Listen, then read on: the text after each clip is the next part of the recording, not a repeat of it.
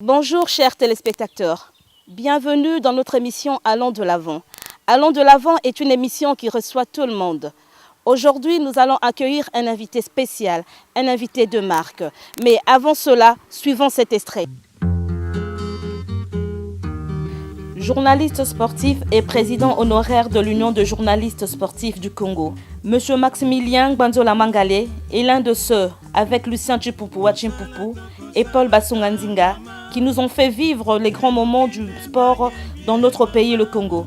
Zaïre à l'époque, à la radio et à la télévision nationale.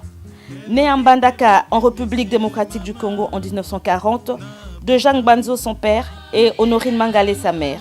Maximilien, alors diplômé d'éducation physique et enseignant, a fait ses premiers pas dans le journalisme comme pugiste dès 1965, à l'occasion des éliminatoires de premiers Jeux africains de Brazzaville.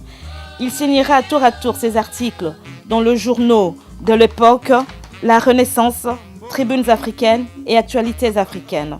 C'est en pleine phase finale de la Coupe de Nations de football en 1968 en Éthiopie que la radio-télévision nationale congolaise fera appel à lui pour assurer les antennes sportives en l'absence de son équipe retenue en Éthiopie pour le direct de matchs de Léopard.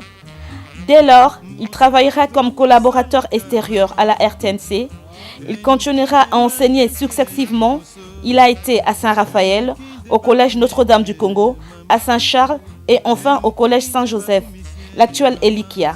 Même les filles de Motema Pico bénéficieront de ses services durant quelques mois. En 1970, sur insistance de son ami et ancien collègue de classe, devenu ministre de l'Information, M. Sakombi Nongo, il acceptera de quitter l'enseignement pour se concentrer entièrement à la RTNC. Il terminera sa carrière journalistique en grade de directeur d'information à la télévision et à la radio nationale. C'est lui, Max, qui assurera le reportage radio-télévisé du fameux match de la Coupe du Monde en 1974, Yougoslavie-Zaïre, 9-0. Nous voulons aujourd'hui savoir ce qui s'est réellement passé ce jour-là à Gelsenkirchen et apprendre de sa bouche le détail du combat de boxe du siècle Ali Foreman de 1974. Nous avons suivi ensemble le portrait de notre invité d'aujourd'hui. Je crois qu'il y a plusieurs personnes qui l'ont reconnu car c'est aussi un enfant de la télé. Ce n'est pas pour rien que nous avons parlé d'un invité spécial, un invité de marque, car on peut dire que c'est aussi un monument culturel de notre pays. Aujourd'hui sur le plateau, nous allons recevoir Ngbanzola Mangale. Il est ici à côté de moi, mais c'est lui qui va choisir si on l'appellera Ngbanzola Mangale ou Max. Bonjour, monsieur Ngbanzola Mangale. Bonjour, bonjour. Bonjour, appelez-moi Ngbanzola Mangale. Ok, donc on s'est mis d'accord. Ngbanzola Mangale, avant de commencer notre émission, nous voulons quand même que vous nous dites un petit mot sur le pays. Comment va notre pays aujourd'hui? Bon, j'espère que votre question est de savoir si le pays va bien sportivement ou vous voulez politiquement. En général? Bon, en général, le pays a quelques problèmes, mais il va bien. Certes, les gens ont l'image de la guerre, ils ont l'impression que c'est une guerre totale dans tout le pays, mais la guerre concerne particulièrement l'Est. Bien sûr, ce sont des Congolais et nous en souffrons, mais en dehors de cette guerre d'usure qui se passe à l'Est, le pays va pratiquement bien. Bien sûr qu'en dehors de manque de sécurité individuelle, ça c'est un autre problème. Je crois que plusieurs personnes qui nous regardent, ils attendent autre chose que de la politique. Nous sommes venus ici plus pour le sport, car nous connaissons tous que Ngbanzola Mangale est un journaliste sportif. Il a commenté la Coupe du Monde de 1974 et le combat d'Ali Foreman de la même année. Donc nous allons aller dans le vif du sujet. Nous sommes impatients de comprendre le 9-0 du match Yougoslavie-Zaïre. Vous qui étiez sur place, comment expliquer cela? Bon, avant tout, acceptez que je profite de l'occasion pour saluer la mémoire de mes collègues Paul Basunga et Chipupu, avec qui on était à la Coupe du Monde et qui nous ont quittés. Bon, concernant le 9 buts à 0, il faut vous situer à l'époque. Certes, nous avions une très bonne équipe, parce que cette année-là, nous avions dominé le football africain.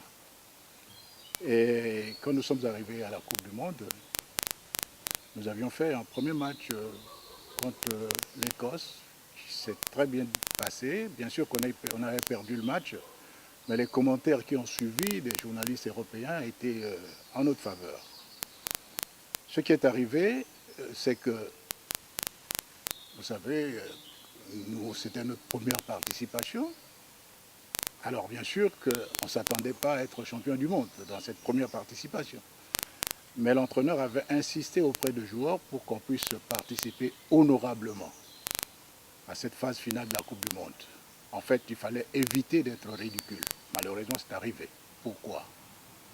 À la veille du match Zaïre-Yougoslavie, là vous voyez bien qu'on avait déjà joué la première journée où on a dit qu'on avait une bonne équipe. Et à la veille du match Zaïre-Yougoslavie, il y a eu deux problèmes importants qui ont désorganisé complètement l'équipe. Je dis deux problèmes qui ont entraîné un troisième. Parce que le troisième, c'est qu'à la veille de ce match-là, en principe, l'entraîneur Vidic avait démissionné. Il a fallu que le président de la République intervienne pour qu'il ne quitte pas l'équipe. Pourquoi? Parce qu'il y a eu un premier problème, le problème qui nous a toujours accompagnés dans toutes les compétitions, le problème d'argent. À la veille de la rencontre, la présidence a envoyé un des conseillers, c'était le frère à Chimpoupou, Hubert Chimpoupou était conseiller à la présidence. On l'a envoyé pour ramener la deuxième partie du budget, qui était prévu, le budget compétition. Parce que quand l'équipe est venue en Europe, pour un mois d'entraînement, elle avait amené un premier budget préparation. Quand Hubert débarque à Ascheberg, là où le village où se trouvait l'équipe, il trouve les joueurs à table, il salue tout le monde, il dit à Vidic, j'ai ramené l'argent que vous avez demandé, la deuxième partie, le budget compétition. Vidic lui dira, mais non, nous n'avons pas encore demandé ce budget compétition-là. D'ailleurs, l'argent qu'on a amené dans la première partie, budget préparation, n'a même pas encore été entamé. Parce que jusque-là, nous n'avons pas connu de dépenses. Et le lendemain, tu pouvais rentrer avec l'argent. Ce qui fait que quand le ministère a appris que l'argent était rentré, eh bien, il y a eu un problème ministère avec l'entraîneur. Ils s'en sont même venus aux mains, il a fallu les séparer. Et le même jour, il y avait un deuxième problème, puisque Vidic avait refusé qu'on prenne les joueurs pour aller faire des fétiches. Et pour le deuxième match, surtout qu'on jouait contre la Yougoslavie, Vidic est yougoslave, nos dirigeants ont tenu à tout prix à ce qu'on accepte le fétiche. De un, ils protestaient parce que d'après eux, nos joueurs sont très offensifs, alors que Vidic proposait un jeu défensif parce qu'il voulait qu'on encaisse des buts. Il fallait participer honorablement à la compétition. Ils ont dit non, non, non, il faut qu'on change de jeu, il faut qu'on joue offensivement. Ça, c'est de un. De deux, eux, ils ont des buts pour les joueurs. Il faut que les féticheurs donnent des buts aux joueurs, qu'ils les travaillent, comme on dit. Alors, ça a provoqué une discussion. Le ministre a tenu à ce que les dirigeants s'occupent de leurs joueurs. On a appelé Kinshasa. Kinshasa a dit, voilà, puisqu'on est habitué aux fétiches, bon, laissez-les faire des fétiches. Et vous imaginez quel désordre. Les joueurs du V-Club, par exemple, n'aiment pas que le féticheur de Dering les touche. Inversement, comme ceux de Dering n'aiment pas les féticheurs de V-Club, comme ceux de Mazembe ou de Bilima, parce qu'on en avait emmené 8 au moins. Alors là, chaque dirigeant a pris ses joueurs. Et finalement, on n'avait plus d'équipe. Hein.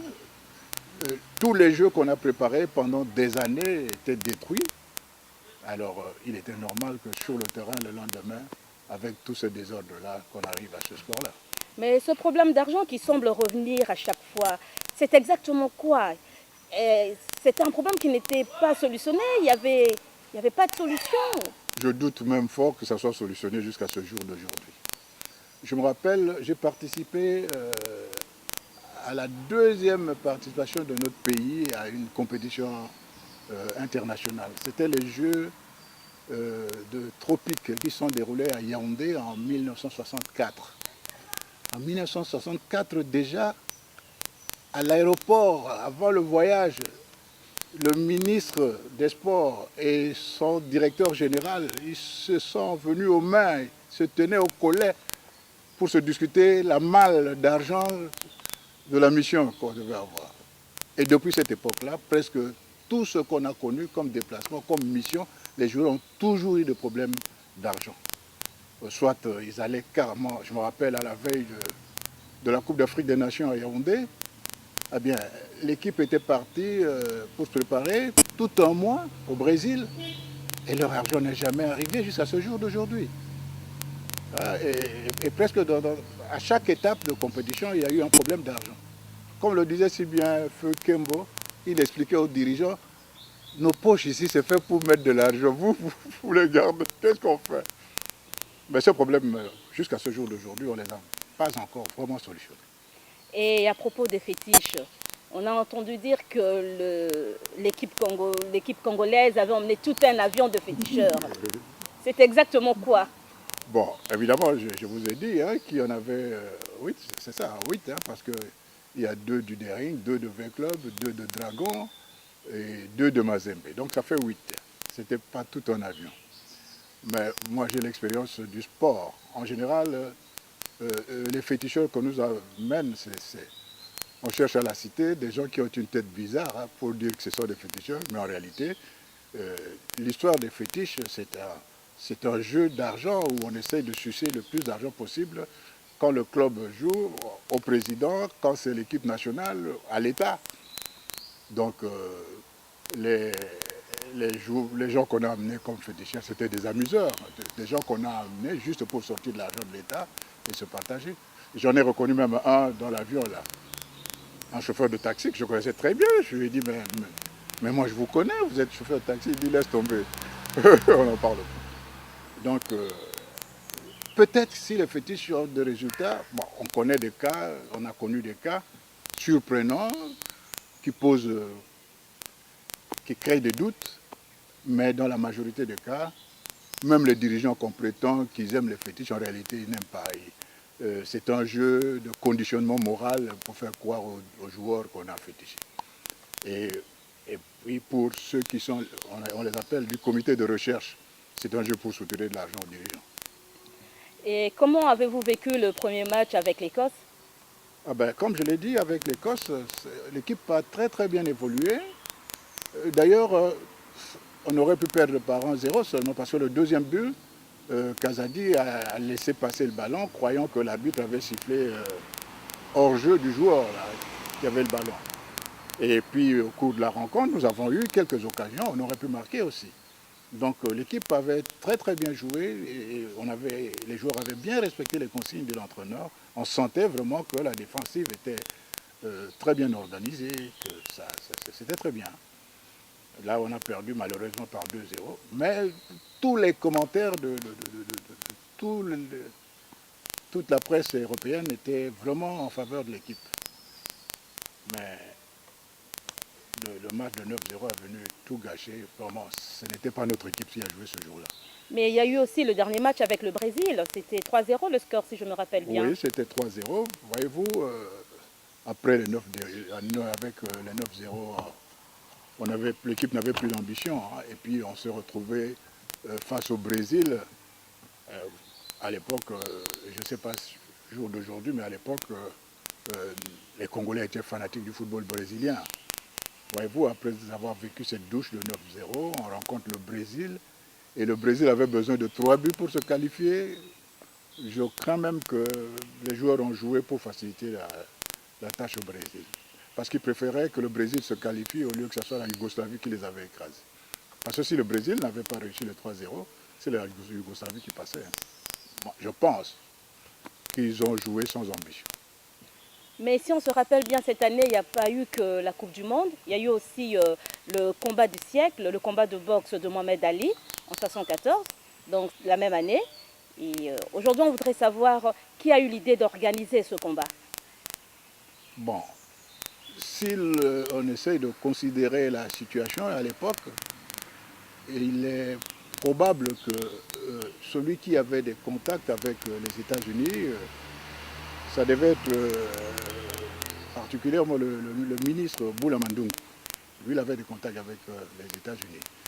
Mais la décision d'organiser le combat, ça devait venir principalement du président de la République, Mobutu. Parce que à l'époque, il fallait bien suivre le rapport de Mobutu avec l'évolution du pays. Quand il a pris le pouvoir en 1965, il voulait que son nom soit connu à travers tout le pays. Et bien à ce moment-là, il finançait la musique. Quelqu'un qui chantait Mobutu, et Mobutu, il mettait de l'argent.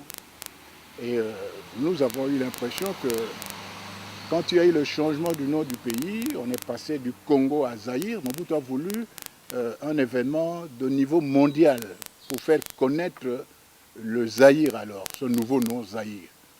Et il a suffisamment financé le football pour qu'on arrive à la Coupe du Monde. Et je crois que le combat a été justement une consécration de cette démarche-là. Il a fallu qu'il y ait une rencontre mondiale de boxe au Zaïre. Et là, il était convaincu qu'après, tout le monde savait que ce Congo-là, c'est devenu Zaïre. Et le combat s'inscrit vraiment dans ce programme-là pour faire connaître le nouveau nom du pays. Et comment la ville de Kinshasa a vécu cet événement? Ah ben, il fallait y être. Hein. Vraiment, le combat, c'était vraiment une période de grandes fêtes. On voyait des muets des gens descendre à l'Intercontinental pour aller suivre les entraînements de boxe, par exemple, de Foreman ou de Mohamed Ali. Et quand Mohamed Ali s'est déplacé pour rester en Sélé, on a vu des gens aller en Sélé. Et quand il s'entraînait, on le soutenait, hein, Ali Bomaye. Et lui, évidemment, lui, nous disons Bomaye, lui, il entendait Boumier. Et lui-même, il scandait cette chanson partout où il passait. Hein.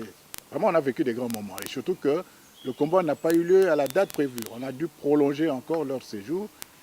Et autour de cet événement de la boxe, il y a eu toutes les vedettes qu'on a connues du monde noir des États-Unis, une bonne partie, a accompagné ce combat-là. À l'occasion pour nous qui aimions la salsa, on a vu les Ray Barretto et bien d'autres, on les a connus, qu'on a connus à l'époque, on les a vus là. Et donc c'était vraiment la kermesse, une ambiance de fête à Kinshasa jusqu'au combat. Mais pourquoi ce combat a été reporté? Je ne maîtrise pas trop bien, mais la raison officielle c'est que Foreman s'était blessé hein, au niveau des paupières ici, mais moi je suis convaincu que cette plaie-là, c'était une fantaisie. Enfin, on voyait évidemment qu'il y avait un bandage, mais je crois qu'il y avait peut-être d'autres raisons, mais je ne maîtrise pas trop bien. Mais le combat a été reporté, il a eu lieu de toute façon. Certaines personnes disent que le match était truqué, que la victoire d'Ali était truquée. Vous qui étiez là, qu'est-ce que vous pouvez nous dire de ça? Bon, j'aurais bien voulu que ça soit un autre sport, mais la boxe, pourquoi est-ce qu'on pourrait truquer ça? Et que gagnerait alors Foreman en perdant le combat? Je ne pense pas. Puisque pour la boxe, avant le combat, on sait ce que va gagner Ali. Qu'il gagne ou qu'il perde, le montant d'argent prévu pour lui, c'est le montant qu'il aura. Le perdant aussi, pardon, Foreman aussi, son montant était connu. Donc, ce que le combat, c'est le titre. Donc, Foreman n'avait aucun intérêt de ne pas se battre pour avoir le titre. Donc, ceux qui disent que Ali donne un coup à Foreman et lui dit « couche-toi », ça c'est vraiment... c'est utopique. Non, non, le combat n'était pas truqué. Comme les connaisseurs de la boxe, tel que le combat s'est déroulé, Foreman n'avait qu'une seule chance, battre Ali par KO. Or, Ali s'est suffisamment couvert pour ne pas encaisser des grands coups de Foreman. Et par contre, Ali a bien dansé, il a travaillé ses coups et il a réussi à faire tomber Foreman et à le battre par KO. Et ça a arrangé tous les Quinois et tous les Congolais. Et si on parlait un peu de vos émissions? On se rappelle des génériques, Kinshasa de Francis Bébé, Bon Malheur de Franco. Pouvez-vous nous dire quelques mots sur cette époque? Avant tout, les génériques. Les génériques, je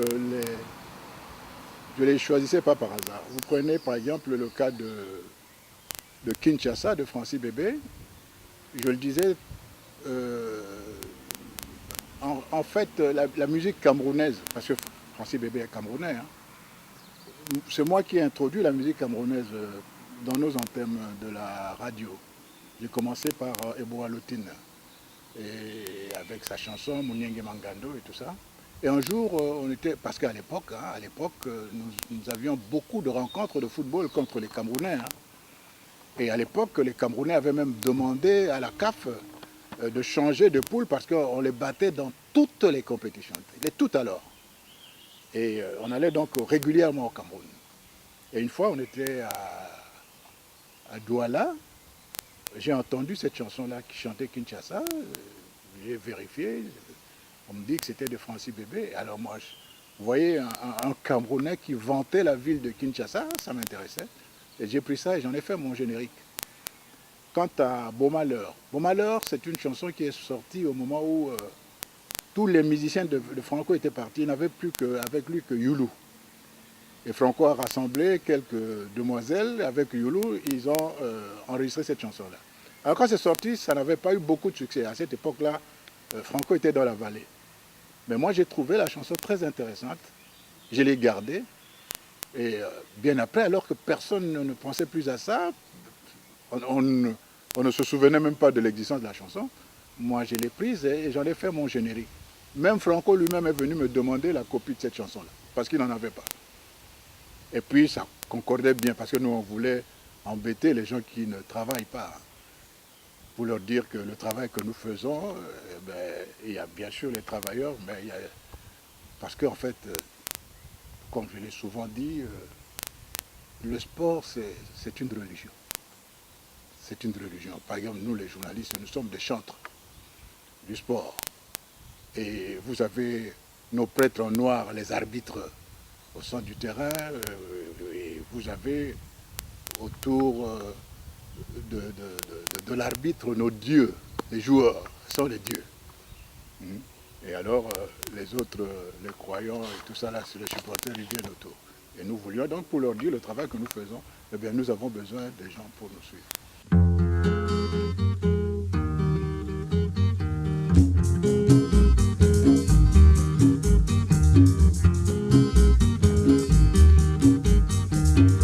Mosala toko salaka mama, enukinde bayembie mama.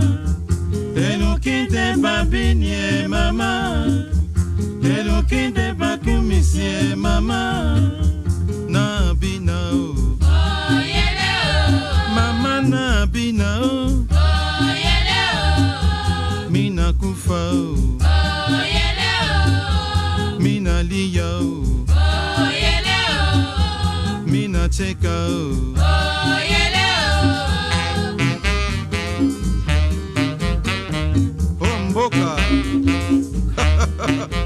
L'émancipation de la femme congolaise.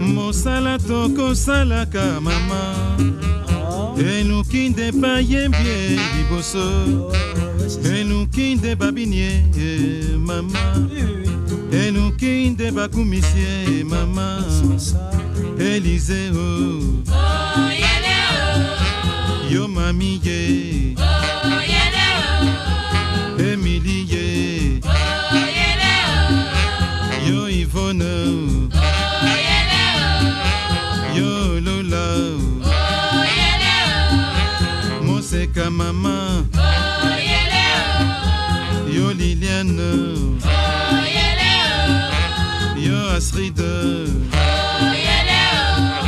C'est vrai hein? Ouais,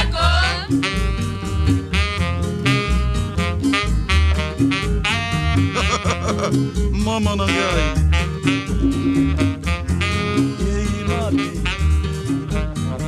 Ezalaki sanza ya boniko. Sport étant libre STL, une émission qui durait 3 heures chaque dimanche. Oui. C'était quand même difficile de réaliser ces 3 heures-là.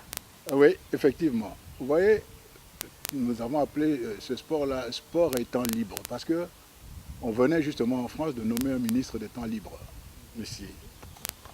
Et ça nous a intéressé, cette expression-là. Et l'émission elle-même, on l'a conçue pour 2 raisons. La première, c'est que à cette époque-là, il y avait Africa numéro 1 qui couvrait toute la zone de l'Afrique centrale. Et comme il passait une émission multiplex de sport à leur radio, tout le monde était branché sur Africa Sport. Et nous, on avait décidé de contrer Africa Sport, de présenter une émission grand public qui allait obliger les Congolais à suivre nos émissions. Et puis à cette époque-là, notre radio était suivie jusqu'au Cameroun. Donc on a avant tout monté Sport étant libre pour contrer Africa numéro 1 et nous avons réussi dans cette démarche. Et la deuxième chose, c'est qu'on voulait aussi, à un moment donné, les Congolais étaient contre l'équipe nationale. Parce que quand l'équipe s'est qualifiée, elle est revenue de la Coupe du Monde, les gens, il paraît, pour honorer les léopards, on avait demandé une participation des gens, mais il paraît que ça s'est mal passé. Alors, les gens ont détesté, ont boudé l'équipe nationale. Et nous nous sommes retrouvés dans la vallée. Alors, nous avons conçu cette émission à la fois pour contrer Africa numéro 1 et également pour faire revenir les gens à l'amour de notre équipe nationale et à l'amour de notre football. Et nous avons réussi. Nous avions quelques petits trucs, hein. Petit à petit on les a ramenés et ça a marché.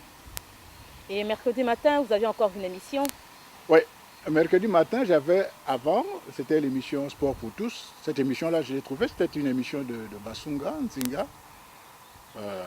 Je l'ai trouvée quand je venais d'ailleurs de commencer à travailler dès les années 68. Donc, j'ai pris Sport pour tous pendant la période où Basunga était absent de Kinshasa. Et après, parce que lui, ça le fatiguait de venir travailler très tôt matin, moi, comme ça l'embêtait, moi, je dis ça m'intéresse. Et j'ai pris ça. Et c'est d'ailleurs à l'occasion de ces émissions-là de Sport pour tous que j'ai lancé la musique justement de Francis Bébé. Et il y avait un truc, il faut marteler les gens pour qu'ils aiment cette musique-là. Par exemple, pour ça, Mounienge Mangando, je le jouais tous les mercredis à 6h15. Eh ben, finalement, il y avait des gens qui se réveillaient juste pour suivre cette musique-là. Évidemment, vous voyez, quand vous faites du sport, il faut mêler les informations avec de la bonne musique. Alors que souvent à la radio, on met de la musique et puis on coupe, on parle dedans. Sport étant libre, vous laissez écouter toute la musique et après nous prenions la parole. Alors ça intéressait les gens. Ngwanzola Mangale, aujourd'hui, que pensez-vous de notre sport en général? Et particulièrement le football, parce que vous avez plus d'expérience. Bon, le sport en général, c'est facile de dire qu'il est en baisse. Mais particulièrement le football pose problème. Techniquement, si on voit tous les éléments qui créent un grand football, on peut conclure qu'on est en baisse.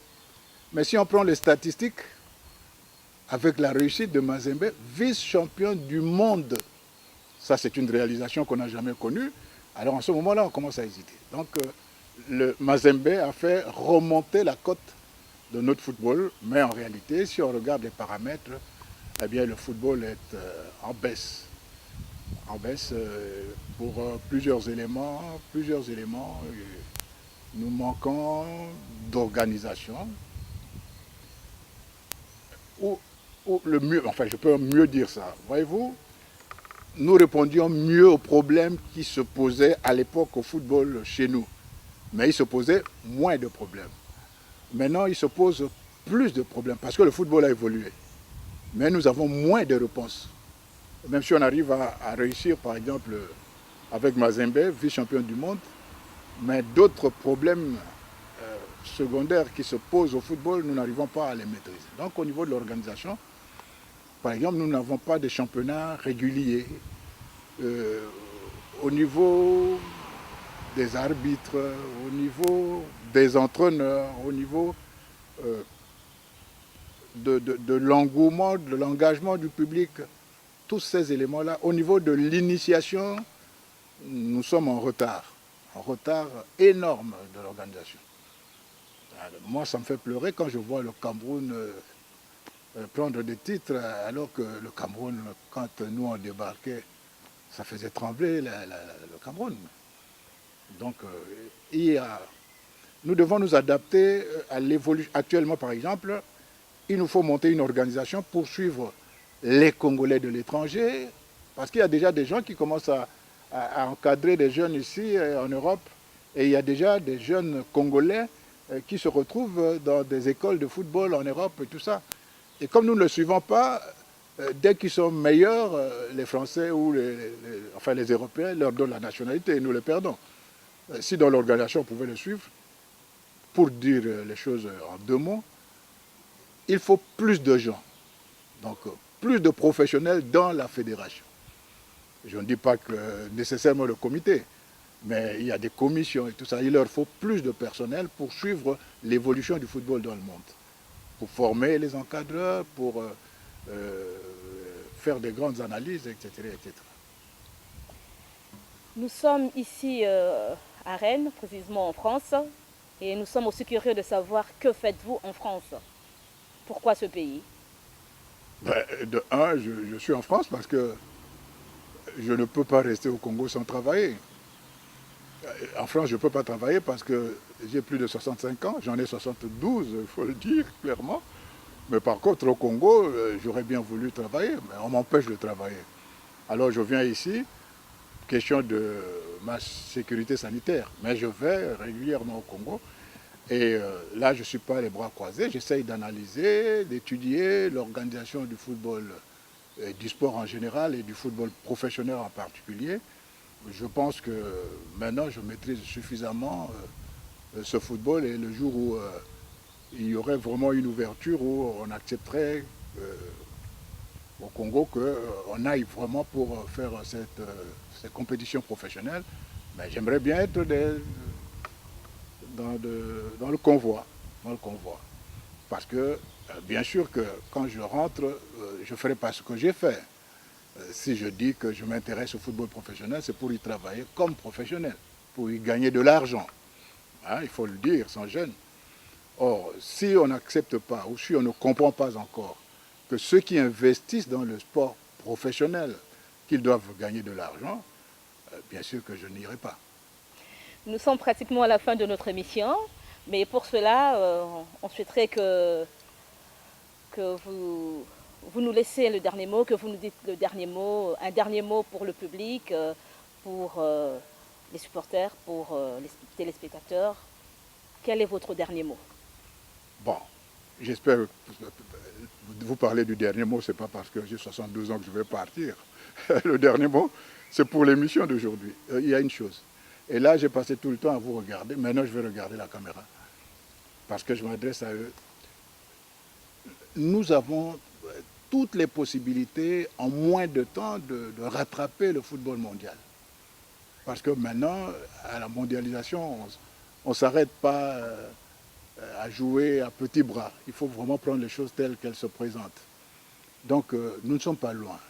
Comme je l'ai dit, enfin je le disais d'ailleurs à un candidat Premier ministre qui voulait savoir quel était le problème du football, comment on pouvait faire. Je lui ai dit, mais c'est un problème simple, c'est un problème de programme. Alors il m'a dit, vous ne m'avez pas compris, M. Mbanzo. Programme. Oui, je lui ai dit, oui, ben c'est le programme, c'est 4 ans minimum. Donc vous vous organisez un plan, un programme de 4 ans, parce que les grandes compétitions viennent tous les 4 ans. Il a dit, mais vous savez que la politique n'a pas besoin du sport. La politique a besoin de l'éclat sportif. Et vous prenez 4 ans, mais 4 ans qui dit que moi je serai encore là. Voilà. Donc c'est un problème de programme. Ça, c'est un. Pour revenir au football particulièrement, notre football est dirigé par un nombre trop limité de gens. Ils sont moins nombreux. Il faut qu'il y ait plus de gens et plus de professionnels. Et puis, il y a le petit secret que on ne maîtrise pas tellement chez nous. Il y a l'environnement professionnel qu'il faut préparer. Pour entrer au sport professionnel, il faut organiser l'environnement professionnel. Et c'est ça le vrai secret. Si nous arrivons à nous retrouver en professionnel, et si on laisse la possibilité au football professionnel d'évoluer en professionnel, comme partout dans le monde, eh bien, en moins de temps, nous aurons les résultats voulus. Dommage que nous sommes allés à la Coupe du Monde, et si vous voyez notre pays, nous n'avons juste, à l'époque, on n'en avait plus qu'un seul stade. Maintenant, Mazembe a monté son stade. Nous avons juste un stade ou deux stades à Kinshasa, et maintenant 2 stades à Lubumbashi. On devrait en avoir dans toutes les provinces pour permettre justement à ce que le professionnalisme puisse s'épanouir. Et j'ai constaté aussi que dernièrement, j'étais à Kinshasa, le pays a déjà publié une loi pour accéder au sport professionnel. Et j'étais très étonné. Je suis allé au journal officiel où on publie les lois. Eh bien, c'est à peine si on avait acheté 5 journaux. Ce qui fait que la loi n'est pas connue. On n'a pas vulgarisé la loi. Et si on ne vulgarise pas la loi, si l'État lui-même ne se met pas à vulgariser, ou s'il ne facilite pas aux gens de vulgariser, eh bien, ça serait la peine perdue. La loi n'existerait pas puisqu'elle n'est pas connue. Et aujourd'hui, si on vous sollicitait au pays, est-ce que vous êtes prêt à retravailler? Mais on n'a même pas besoin de me solliciter, c'est de permettre à ce que les bonnes idées trouvent de la place, puissent s'épanouir. Moi, j'aborde le président de la fédération, j'aborde le ministre. Et je sens, je voudrais bien qu'ils comprennent et qu'ils laissent les gens travailler. Simplement, on n'a pas à me solliciter pour l'intérêt de mon pays. Ça fait déjà 9 ans que je suis ici. Je serais déjà français si je l'avais voulu. Mais j'aime mon pays, je veux travailler pour mon pays, mais seulement qu'on laisse les gens travailler. Merci Ngwanzola Mangale. Nous sommes à la fin de notre émission et nous remercions les téléspectateurs qui nous ont suivis. À la prochaine. Merci.